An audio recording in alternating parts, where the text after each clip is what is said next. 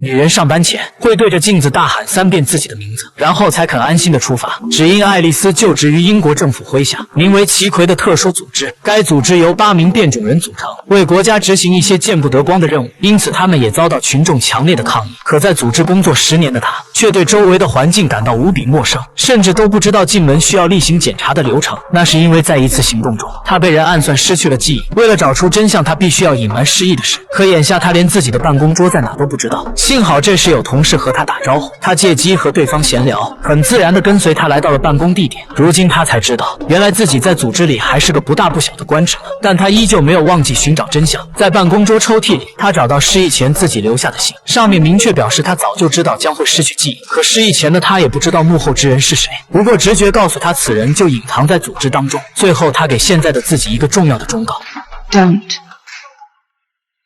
trust anyone。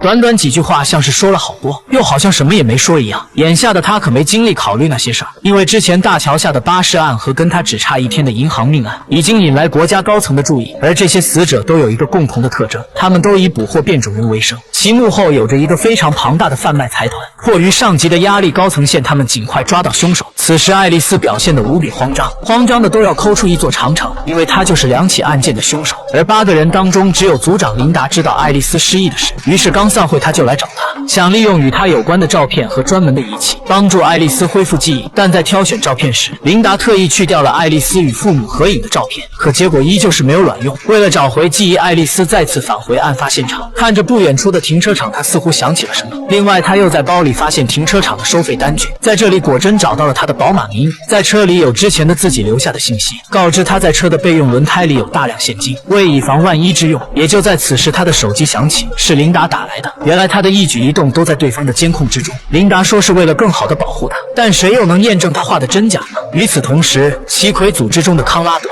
找到了命案银行的管事人，他知道这家银行是卢加特的产业，而卢加特就是贩卖变种人的幕后财团。于是他控制空气，令对方的心肺停止工作。